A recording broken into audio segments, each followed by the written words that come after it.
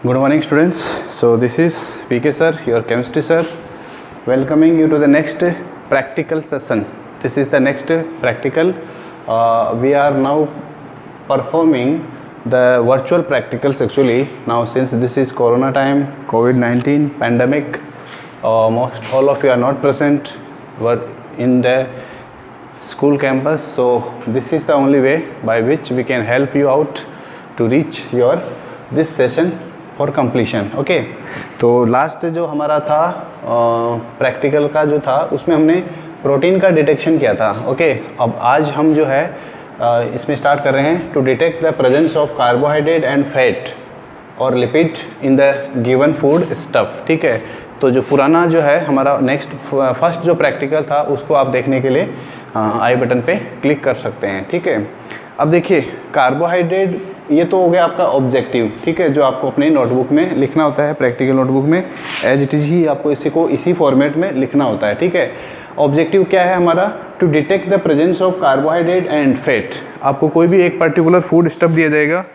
देखिए अभी हम जब ये एक्सपेरिमेंट करते हैं तब तो हमें पता होता है पहले से ही कि हम जिस फूड स्टफ का एक्सपेरिमेंट कर रहे हैं उसके अंदर क्या है, लेकिन जब एग्जामिनर इसको आपको परफॉर्म करने के लिए बोलता है तो उस समय आपको पता नहीं होता है कि उस फूड स्टफ के अंदर क्या कौन सा पर्टिकुलर जो फूड का कंपोनेंट है वो प्रेजेंट है. ठीक है, क्योंकि उस कंडीशन में आपको जो सॉल्यूशन भी मिल सकता है आपको, और एक सेमी सॉलिड जो होता है ना तो ज़्यादा सॉलिड होता है ना लिक्विड होता है, उस फॉर्म में, या जो पेस्ट होता है पेस्ट की फॉर्म में भी वो मिल सकता है. तो उसको आइडेंटिफाई करना by simply looking on that sample और on that food stuff, it is not possible. तो उसके लिए फिर हमें क्या मेथड बचता है हमारे पास सिर्फ एक ही सोल्यूशन है, वो है उसके कन्फर्मेटरी टेस्ट करना. ठीक है, तो फर्स्ट हम बात कर रहे हैं कार्बोहाइड्रेट की. कार्बोहाइड्रेट के लिए आपको कुछ थियोरी भी मालूम होना चाहिए कि कार्बोहाइड्रेट क्या होता है. तो देखिए सबसे पहली बात यह है कि हमारा जो फूड होता है, ओके, जो हमारा फूड है उसके कुछ इम्पोर्टेंट कंपोनेंट्स होते हैं जो हम लोगों को क्लास 7 से 6 से पढ़ते आ रहे हैं. ठीक है, बैलेंस डाइट जिसको हम बोलते हैं. तो बैलेंस डाइट के अंदर जो हमारा फूड होता है उसमें कार्बोहाइड्रेट होता है, उसमें प्रोटीन होता है, लिपिड होता है, विटामिन्स होते हैं, मिनरल्स होते हैं और वाटर विद डाइटरी फाइबर्स होता है. ठीक है, फिलहाल हमें बात करनी है कार्बोहाइड्रेट की. कार्बोहाइड्रेट जो होता है अगर हम उसके सोर्सेज की बात करें तो कार्बोहाइड्रेट जो होता है उसके बहुत सारे सोर्स हैं, और उनमें से जो इम्पोर्टेंट सोर्स है उनका नाम जो है अगर हम लेते हैं तो राइस के अंदर कार्बोहाइड्रेट बहुत ज़्यादा होता है. इसके अलावा आपका पोटैटो, एक और एग्जांपल स्वीट पोटैटो जिसको हम शकरकंद बोलते हैं, पोटैटो. और इसके अलावा जो आपका मेज होता है, मक्का जिसको हम बोलते हैं, मेज जो है वो भी एक बहुत अच्छा सोर्स होता है कार्बोहाइड्रेट का. शुगर भी जो है, या शुगर कैन भी बोल सकते हैं हम directly. Sugar cane is also a good source of carbohydrate. ठीक है, ये कुछ एग्जांपल्स है जिनमें कार्बोहाइड्रेट ज़्यादा होता है. ऐसा नहीं है कि बाकी में नहीं होता है, बहुत सारे और भी एग्जांपल्स हैं, but these are the most rich sources of carbohydrate in the nature. Correct. चलिए, अब कार्बोहाइड्रेट जो है वो क्या काम करता है हमारी बॉडी में. अगर हम कार्बोहाइड्रेट के एग्जांपल्स की बात करें तो जो सबसे सिंपलेस्ट टाइप का जो कार्बोहाइड्रेट होता है, मोस्ट सिंपल, वैसे तो सिंपलेस्ट इनफ है, मोस्ट की ज़रूरत नहीं है. सिंपलेस्ट कार्बोहाइड्रेट का जब हम नाम लेते हैं तो यहाँ पर आपको जो नाम याद आता है वो है कार्बोहाइड्रेट में ग्लूकोज. और इस ग्लूकोज का जो फॉर्मूला है, वैसे तो आपका एक चैप्टर है आपकी थियरी जो पार्ट है उसमें बायोमोलिक्यूल्स का, वहाँ पर हम डिटेल से पढ़ेंगे इसके बारे में. ग्लूकोज का जो फॉर्मूला है वो होता है C6H12O6. यहाँ पर हम इसका सिर्फ बेसिक बातें बता रहे हैं कि ग्लूकोज या जो कार्बोहाइड्रेट होता है वो हमारे लिए क्या यूज़फुल होता है, कैसे यूज़फुल होता है. ठीक है, ग्लूकोज जो होता है, जब ग्लूकोज का आप कंजम्पशन करते हैं तो ये हमारी बॉडी में जाता है, और हमारी बॉडी में जो ग्लूकोज होता है, वैसे तो ग्लूकोज तो नहीं जाता इन दिस फॉर्म, ग्लूकोज जो है वो इसकी फॉर्म में जाता है, राइस या पोटैटो या स्वीट पोटैटो या मेज या शुगर केन, लेकिन वो ग्लूकोज में कन्वर्ट होता है. और ये जो ग्लूकोज होता है इसका जब हम ऑक्सीडेशन करते हैं, ये हमारे बॉडी के अंदर ऐसा होता है ऑक्सीडेशन. ठीक है, हमारी जो सेल्स होती है वहाँ पर ऑक्सीडेशन का प्रोसेस होता है, ग्लूकोज का ऑक्सीडेशन होता है. ठीक है, तो वहाँ पर क्या होता है, कार्बन डाइऑक्साइड और वाटर का फॉर्मेशन होता है. कार्बन डाइऑक्साइड और वाटर का फॉर्मेशन होता है। ठीक है, यहाँ तक तो ठीक है। इम्पोर्टेंट हमारे लिए है ये है कि यहाँ पर हीट का डेवलपमेंट या हीट का प्रोडक्शन भी होता है, and that heat is very useful for us. Okay, that heat is stored, that heat is stored in the body, okay, in the form of energy। ये हीट क्या है, एक प्रकार का एनर्जी है ये, और यही एनर्जी जो है वो हमारी जो काम करने के लिए जो द कैपेसिटी जो वर्क होता है हमारा, द कैपेसिटी टू वर्क, उसमें ये यूज़ होता है। ओके, और ये किस में यूज़ हो जाता है, एटीपी की फॉर्म में ये स्टोर हो जाता है। क्वेश्चन है आप लोगों के लिए कि what is the full form of ATP. Bio वाले जो स्टूडेंट्स हैं उनको तो अच्छे से पता होगा, लेकिन जो मैथ्स के स्टूडेंट्स हैं उनको भी इसके बारे में नॉलेज रखना होगा कि एटीपी क्या होता है। एटीपी जो है उसको हम currency of the cell, currency of the cell भी बोलते हैं। ठीक है, और ये जो ग्लूकोज है जो कि एक टाइप का कार्बोहाइड्रेट है, उसके ऑक्सीडेशन से हमें ये हीट एनर्जी मिलती है। ठीक है, तो इसलिए हम कार्बोहाइड्रेट को एनर्जी गिविंग फूड भी बोलते हैं। क्या बोलते हैं, energy giving food, energy giving food. Last class में हमने देखा था कि जो प्रोटीन था, प्रोटीन जो होता है वो भी क्या करता है, एनर्जी देता है, हमें एनर्जी देता है, लेकिन प्रोटीन जो है वो ग्रोथ और रिपेयरिंग और मेंटेनेंस में भी काम आता है ज़्यादा। ठीक है, तो उसकी बात हम यहाँ पे नहीं करेंगे। तो कार्बोहाइड्रेट्स जो होते हैं उनको एनर्जी गिविंग फूड भी बोलते हैं। अब ये जो एक्सपेरिमेंट है इसको करने के लिए आपको क्या क्या चाहिए, what are the materials which are required. Okay, देखिए कुछ चीज़ें तो कॉमन है जो सभी हर बार काम आती है। जैसे सबसे पहला है आपका टीटी टेस्ट ट्यूब, फिर टीटीएच टेस्ट ट्यूब होल्डर। ठीक है, टेस्ट ट्यूब होल्डर के बाद में आता है आपका TTS test tube stand, test tube stand. इसके बाद में आपका बुनसन बर्नर। अगर बुनसन बर्नर नहीं है तो आप स्पिरिट लैम्प से भी यूज़ कर सकते हैं। बुनसन बर्नर, बुनसन बर्नर इसका भी यूज़ होता है। अगर बुनसन बर्नर नहीं है तो उस कंडीशन में आप स्पिरिट लैम्प भी यूज़ कर सकते हैं। और इसके अलावा क्या चाहिए, ट्राईपोड स्टैंड भी चाहिए अगर आपको हीट करना है तो। Tripod stand, tripod stand, tripod stand चाहिए तो उसके ऊपर रखने के लिए आपको वायर गॉज जो होता है हमारा उसकी भी ज़रूरत पड़ेगी, वायर गॉज। और जो हमारा बुनसन बर्नर या जो स्पिरिट लैम्प है उसको फ्लेम को स्टार्ट करने के लिए आपको लाइटर या मैच स्टिक की भी ज़रूरत होगी। तो हालांकि this is not important thing but it's also needed. Okay, अब इसके अलावा और क्या चाहिए आपको, कोई गिवन फूड स्टफ भी चाहिए, कोई पर्टिकुलर फूड स्टफ भी चाहिए या उसका फूड का सैंपल चाहिए, गिवन फूड सैंपल। अब ये फूड सैंपल में कुछ भी हो सकता है आपका, जैसे आप यहाँ पर ये राइस जो होते हैं, कुकड राइस होते हैं, वो भी यूज़ कर सकते हैं। You can use potato, you can use sweet potato, mess, या कोई भी एक सैंपल का यूज़ हम यहाँ पे कर सकते हैं। ठीक है, इसके अलावा और क्या यूज़ होगा, इनके अलावा रीएजेंट्स। अब ये रीएजेंट्स जो है वो वेरी करता है, किसके ऊपर डिपेंड करता है कि आपको किसको एक्सपेरिमेंट करना है। अगर आप कार्बोहाइड्रेट का टेस्ट कर रहे हैं तो आपको कुछ अलग ज़रूरत होगी, फैट के लिए कुछ अलग ज़रूरत होगी। फिलहाल हम बात कर रहे हैं कार्बोहाइड्रेट की। ठीक है, तो कार्बोहाइड्रेट के लिए आपको रिएजेंट्स की जब हम बात करते हैं तो देखिए कार्बोहाइड्रेट के लिए आपको आयोडीन सॉल्यूशन की ज़रूरत होती है। क्या ज़रूरत होती है, iodine solution, iodine solution, iodine solution चाहिए। और इसके अलावा आपको आपका जो फैलिंग सॉल्यूशन ए और Fehling solution B, Fehling solution A and B, मैं शॉर्ट में लिख रहा हूँ FSA and FSB, Fehling solution A and Fehling solution B.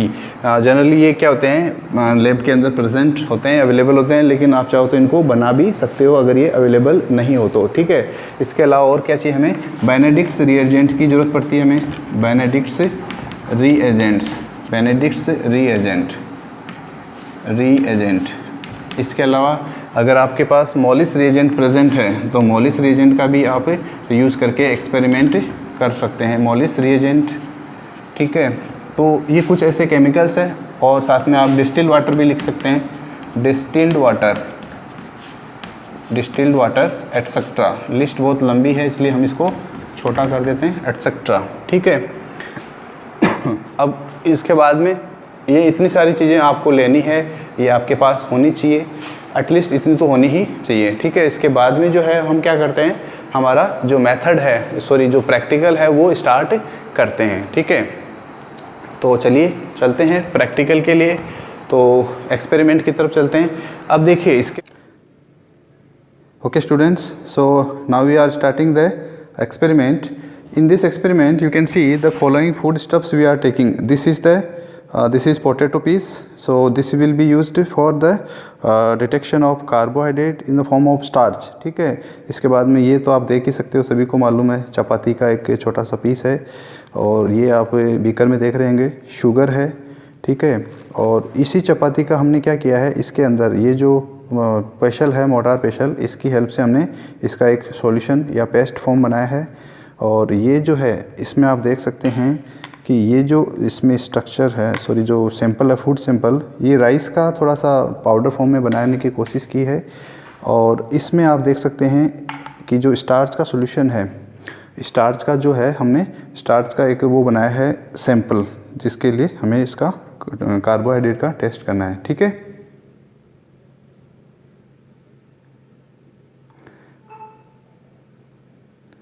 so now we are making the, ये जो है आपके सामने स्टार्च का सॉल्यूशन तैयार हो रहा है, स्टार्च सोल्यूबल एक्स्ट्रा प्योर।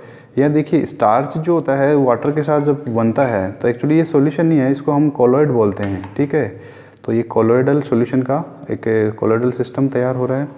अब इसके बाद में देखिए हमें क्या करना है, हम इसके अंदर सबसे पहला जो टेस्ट है वो हम बनाएंगे आयोडीन का टेस्ट। ठीक है, ये आप देख सकते हैं शुगर के जो ग्रेन्यूल्स हैं, शुगर के जो क्यूब्स हैं, उनको हम वाटर में डिज़ोल्व कर रहे हैं। ठीक है, यानी कि हम शुगर का सॉल्यूशन बना रहे हैं। तो ये सब कार्बोहाइड्रेट के टेस्ट के लिए बन रहा है। ठीक है,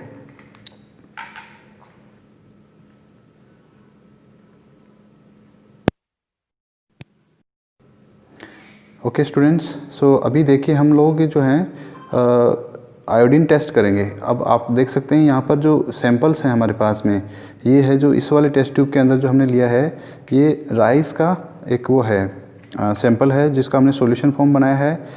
एक्चुअली ये कुकड राइस नहीं है, ये अनकुकड राइस है, क्योंकि अगर आप कुकड राइस के साथ में ये एक्सपेरिमेंट करते हैं तो हो सकता है आपको कुछ जो डिजायर्ड रिजल्ट्स हैं वो नहीं मिलते हैं। ठीक है, सेकेंड वाला जो टेस्ट ट्यूब है उसमें आप देख सकते हैं ये जो है, ये वाला जो सेकंड टेस्ट ट्यूब है, इसमें हमने जो चपाती का जो एक पेस्ट बनाया था, चपाती जो कुकड चपाती है उसका जो पेस्ट बनाया था हमने, उस कुकड पेस्ट का जो है उसका सॉल्यूशन हमने यहाँ पे इसमें से तैयार किया है। ठीक है, ये आप देख सकते हैं।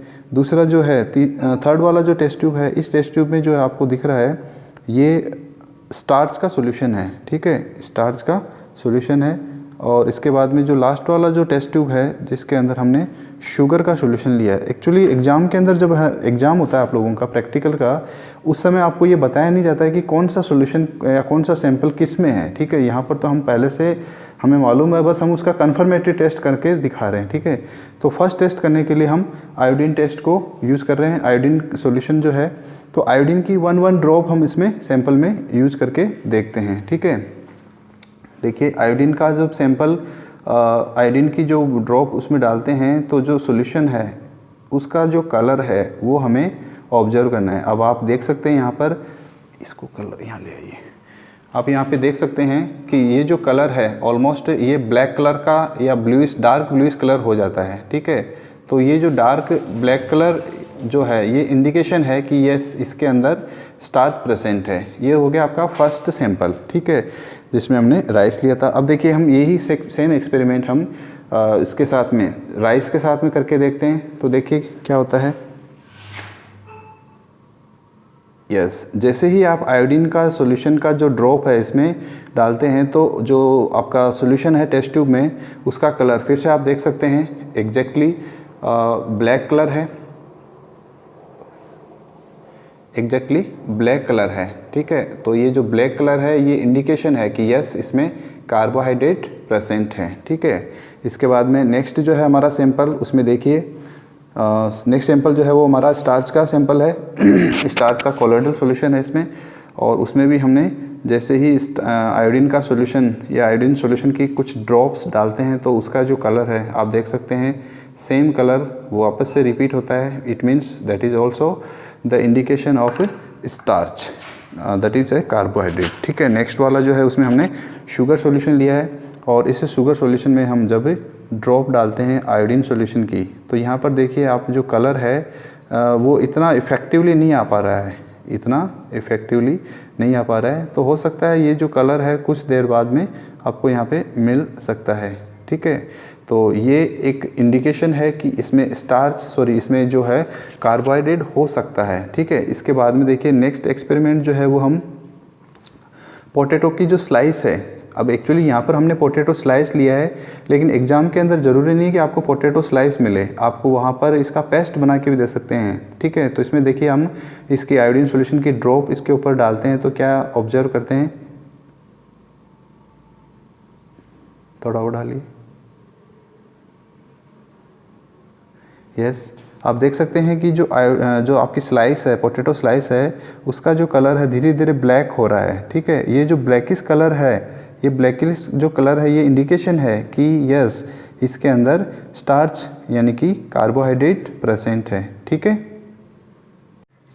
Okay students, so now we are starting the next experiment that is with Fehling solution. Okay, Fehling solution के बारे में आपको याद रखना है, this is a combination of Fehling solution A and then Fehling solution B, ठीक है। Fehling solution A and Fehling solution B.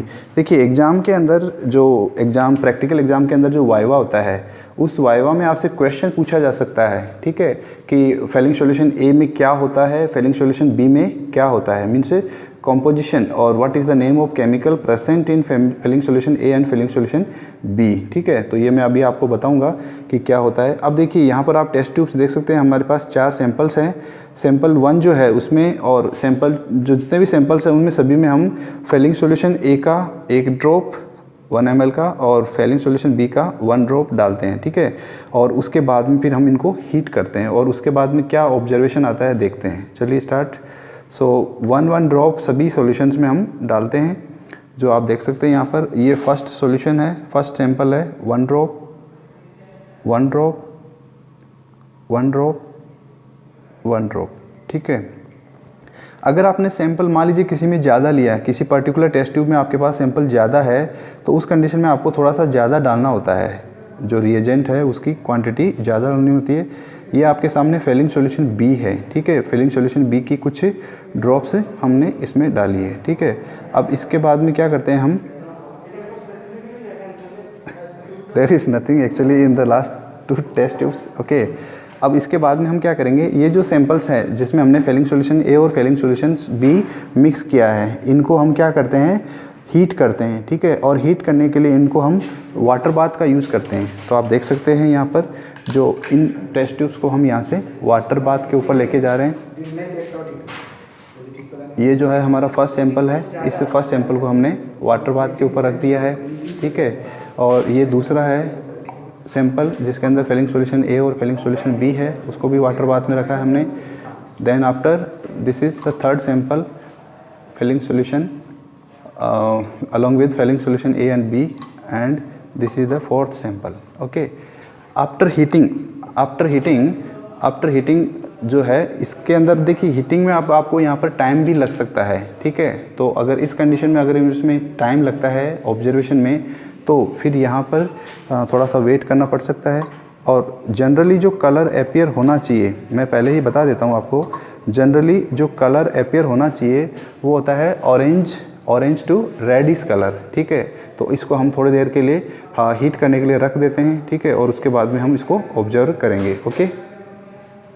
Yes students, तो जब तक हमारा जो हीटिंग का प्रोसेस कंप्लीट होता है, उसके बाद में उसके कंप्लीट होने तक मैं आपको कुछ इंपॉर्टेंट इन्फॉर्मेशन बता देता हूँ कि देखिए जो बेनेडिक्ट सॉल्यूशन ए होता है, जो फेलिंग सॉल्यूशन ए होता है, सपोज़ कीजिए कि आपके पास केमिस्ट्री लैब में फेलिंग सॉल्यूशन ए जो है वो रेडी नहीं है, मीन से, तो अब उसके लिए आपको क्या करना होता है, फेलिंग सॉल्यूशन ए कैसे बनाएंगे आप, तो कॉपर सल्फेट जो होता है, कॉपर सल्फेट का जो एक्वस सॉल्यूशन होता है उसको हम सल्फ्यूरिक एसिड जो होता है, कॉन्सनट्रेट सल्फ्यूरिक एसिड, उसकी कुछ क्वांटिटी के साथ मिक्स करके हम उसको बना सकते हैं, ठीक है।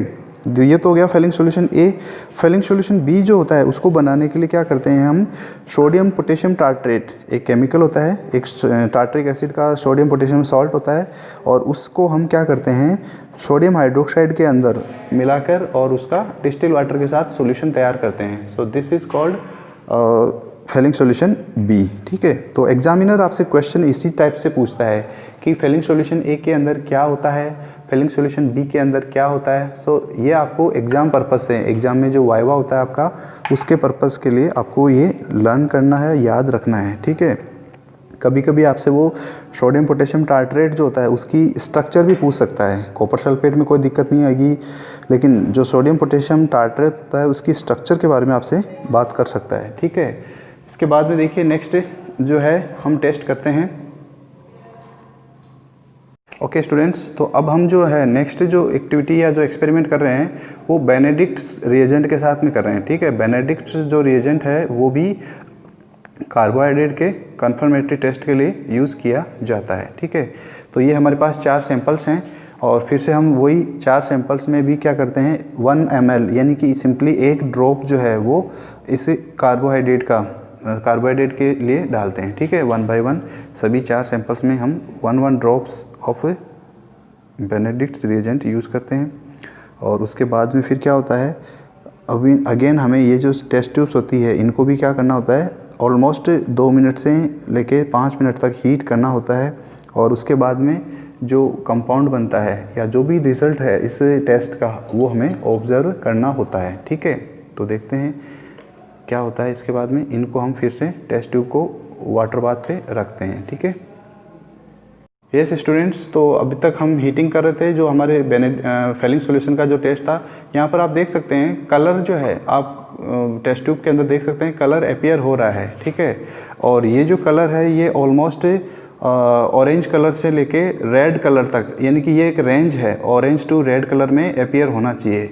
If it is appearing as a red और orange colour then surely it is the confirmatory test of carbohydrate. ठीक है, अब जो 4th टेस्ट ट्यूब जो है उसमें आप देख सकते हैं कि उसमें अभी तक जो है कलर नहीं आया है, तो इसका मीनिंग ये है कि यहाँ पर इसको और ज़्यादा हीट करना होगा। ठीक है, कुछ देर हीटिंग करने के बाद में यहाँ पर आप देख सकते हैं कि जो मैंने पहले टेस्ट किया था एक बॉइलिंग ट्यूब के अंदर इस टाइप का जो है प्रेसिपिटेट बन जाता है, और ये जो कलर है ये भी इसी कार्बोहाइड्रेट का फेलिंग सॉल्यूशन ए और फेलिंग सॉल्यूशन बी के साथ कन्फर्मेटरी टेस्ट है, that is a orange colour test.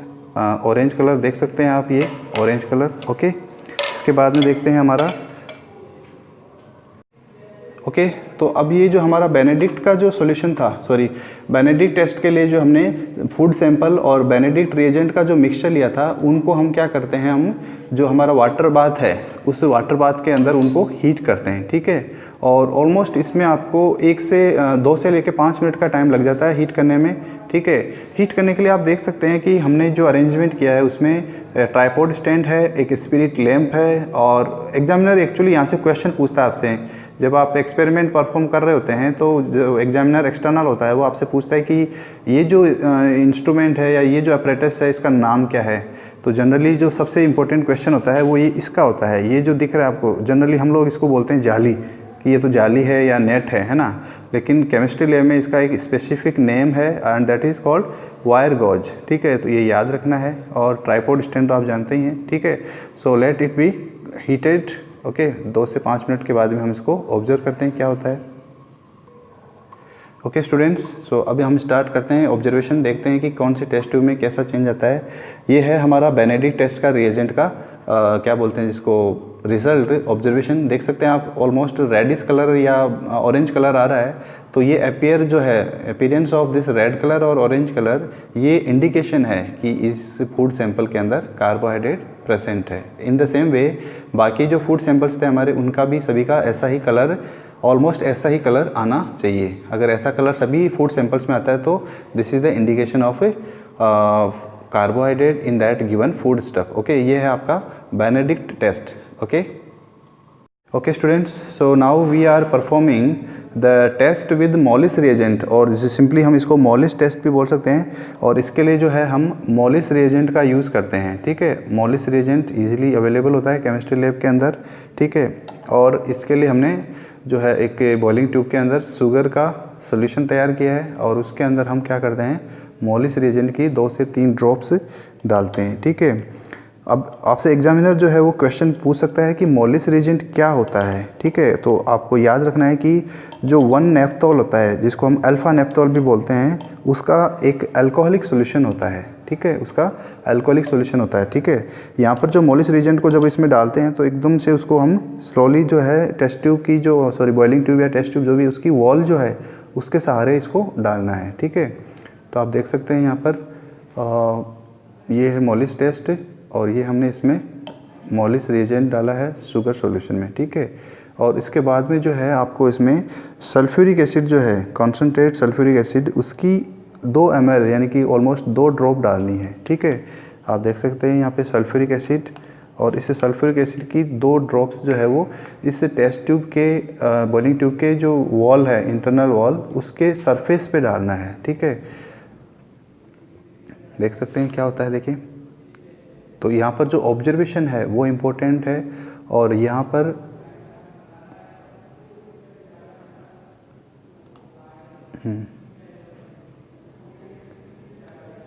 जो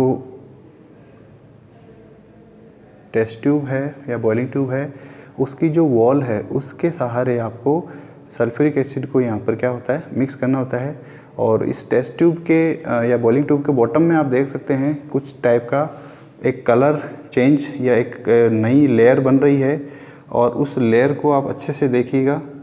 ये आपको याद रखना है, ये जो कलर जो है यहाँ पर जो जनरेट हो रहा है, वायलेट कलर जो है, ये वायलेट कलर की एक्चुअली लेयर बन जाती है इसमें। ठीक है, 2 डिफरेंट लेयर बनती है, और ये वायलेट कलर की लेयर का बनना जो है ये इंडिकेशन है कि यस, इसके अंदर कार्बोहाइड्रेट प्रेजेंट है। ठीक है, तो ये पॉजिटिव टेस्ट है विद मोलिस रिएजेंट। ओके, नीचे ले आओ। देखिए, ये यहाँ पर आप देख सकते हैं जो वायलेट कलर है बॉटम के अंदर, वायलेट कलर का प्रेजेंस जो है वो आपको डिनोट करता है कि इसके अंदर आपका कार्बोहाइड्रेट प्रेजेंट है। ओके,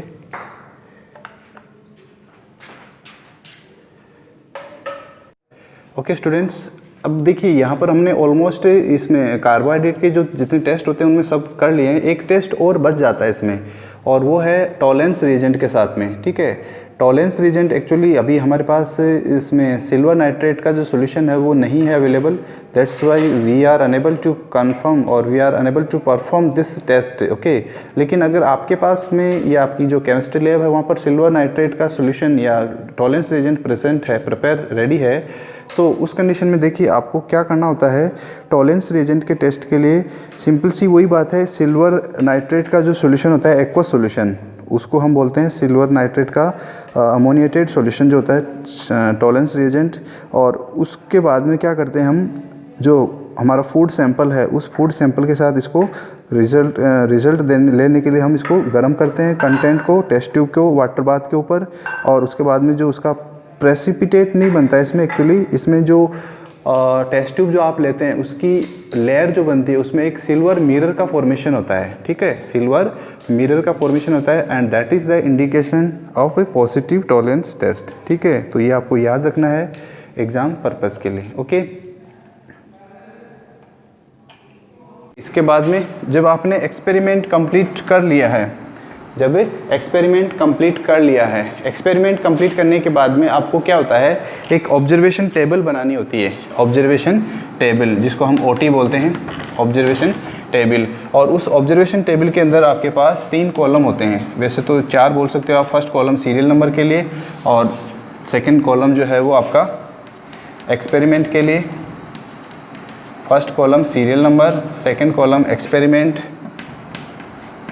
नेक्स्ट है थर्ड कॉलम जिसमें आपने ऑब्जर्व किया या आपने क्या देखा, दैट इज़ ऑब्जर्वेशन।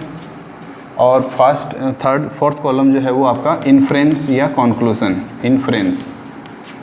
तो इसमें आप क्या करते हैं, जो भी आपने एक्सपेरिमेंट किया है, जो भी आपने देखा है, एक्सपेरिमेंट अगर नहीं किया तो जो आपने देखा है उसका एक्सपेरिमेंट का जो मेथड है वो यहाँ पर आपको लिखना है, और उसमें आपने क्या ऑब्जर्व किया। अब ऑब्जर्वेशन में आप क्या देख सकते हैं, आपको हो सकता है कोई कलर चेंज दिखता है उसमें, या हो सकता है उसमें कोई गैस प्रोड्यूस होती है, उसका आपको यहाँ पर एक हिंट देना है। और या आप यहाँ पर ये भी बता सकते हैं कि जो आपने टेस्ट ट्यूब या जो भी बॉइलिंग ट्यूब यूज़ किया है, तो उसके अंदर अगर उसका टेम्परेचर अगर कुछ चेंज हुआ है तो वो भी आपने एक उसको एज ए ऑब्जर्वेशन में इंक्लूड कर सकते हैं। या अगर किसी पर्टिकुलर टेस्ट में कोई लाइट यूज़ होती है या लाइट का प्रोडक्शन होता है तो वो भी यहाँ पर आप देख सकते हैं। या कोई साउंड प्रोड्यूस होती है, that is also an observation, ठीक है। और फिर उसके बाद में आपको एक डेफिनेट इन्फ्रेंस इसको बताना है, ठीक है। वो इस टेबल में जो आप लोगों ने किया है प्रैक्टिकल, उसके बेसिस पे जब ये सब कुछ कंप्लीट हो जाता है, पूरा टेबल कंप्लीट हो जाता है, तो उसके बाद में फिर आपको फाइनली रिजल्ट लिखना है, ठीक है। रिजल्ट में क्या लिखेंगे कि इन the given food stuff carbohydrate is present, okay. और अगर आप फैट के लिए टेस्ट कर रहे हैं तो हम फैट की बात हम नेक्स्ट क्लास में नेक्स्ट प्रैक्टिकल में करेंगे, ठीक है। So this is the end for carbohydrates test, okay. तो मिलते हैं नेक्स्ट क्लास में, नेक्स्ट प्रैक्टिकल में। Till then take care, keep yourself safe and bye bye.